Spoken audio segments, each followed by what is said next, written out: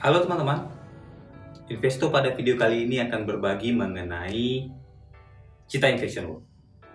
Jadi Citayam Fashion Week ini menjadi merek atau kekayaan intelektual yang paling banyak dibahas di masyarakat per satu pekan ini.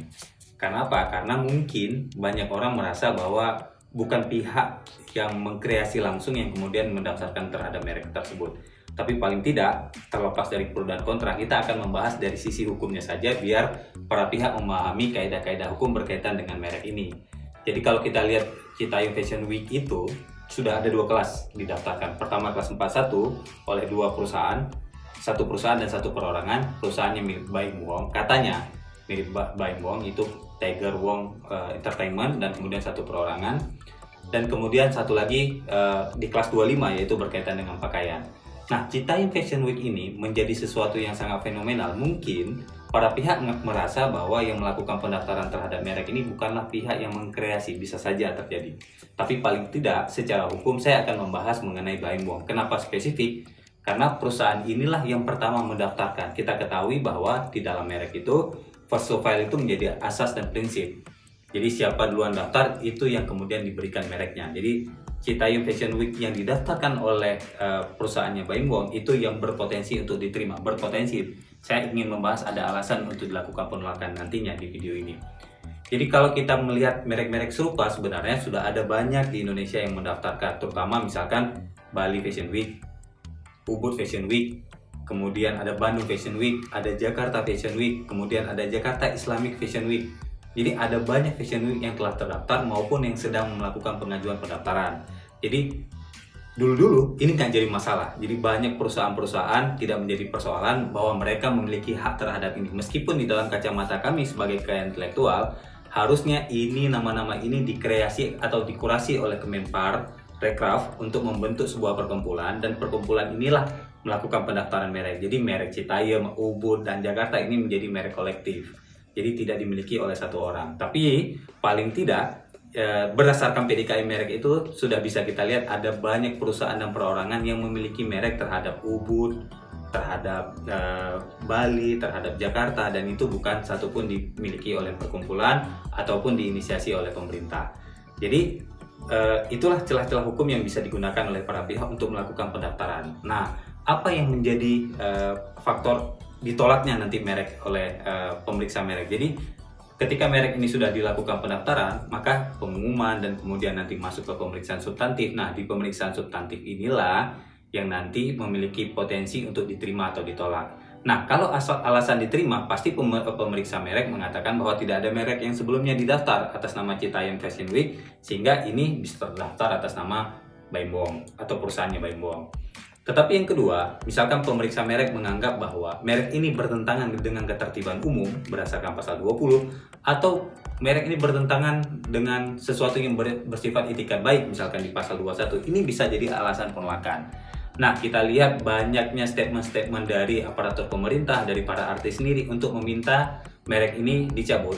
Mungkin ini akan menjadi pertimbangan bagi pemeriksa merek untuk melakukan penolakan terhadap merek yang didaftarkan oleh Baim Wong. Kenapa? Karena itu tadi, yang pertama bertentangan dengan ketertiban umum, atau dianggap tidak beritikat baik. Mungkin sudah diakui atau sudah dicermati oleh banyak pihak yang menginisiasi kegiatan ini merupakan pihak-pihak yang bukan salah satu yang ada di perusahaan, mungkin ya pada perusahaan itu, sehingga ini dianggap bahwa beritikat tidak baik.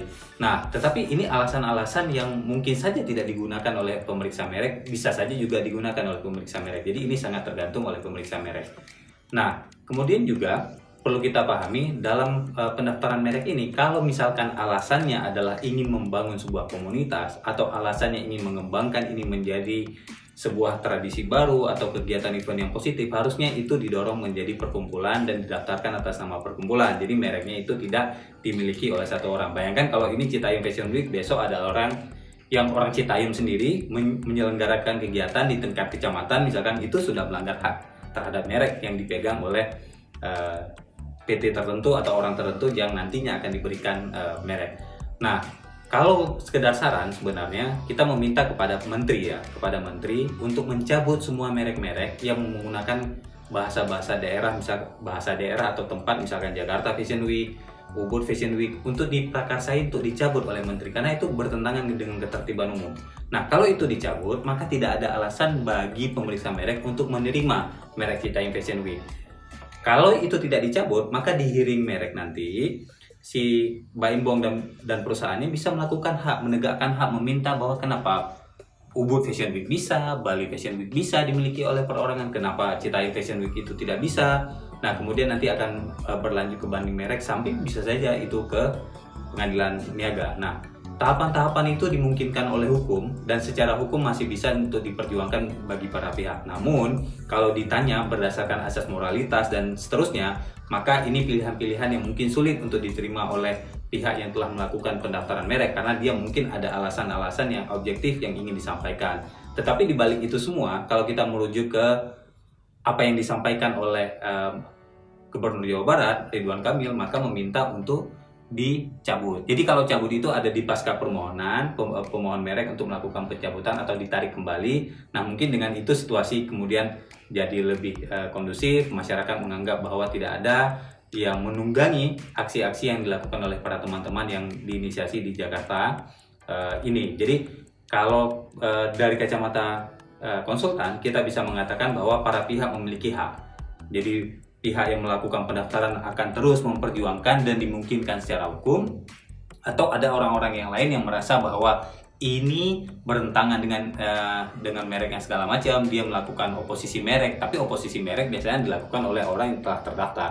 Tapi kalau ini digunakan oleh pemerintahan, ini baru misalkan Kementerian Pariwisata atau Dinas Pariwisata Provinsi Jabar atau Dinas Pariwisata Provinsi DKI melakukan oposisi untuk menolak merek tersebut, mungkin ada pertimbangan yang lain, tapi ini sesuatu yang baru. Biasanya oposisi diajukan oleh mereka-mereka yang memiliki sertifikat terhadap hak merek ini. Demikian video singkat yang ingin kita sampaikan. Kita ingin pastikan bahwa kekayaan intelektual itu adalah sesuatu hak yang dilekatkan kepada mereka yang mengajukan. Jadi dengan prinsipnya first to file itu berkemungkinan siapa duluan mengajukan, maka dia memiliki sejauh tidak ada merek merek yang terdaftar lebih dahulu, tidak bertentangan dengan pasal 20 Undang-Undang Merek dan Indikasi Geografis dimaksud. Jadi opini kita terhadap merek yang didaftar atas nama Baim Bong ini berkemungkinan juga akan diterima sejauh memang pemeriksa merek tidak menganggap bahwa apa yang terjadi ini merupakan sesuatu yang bertentangan dengan ketertiban umum atau tidak beretikat baik.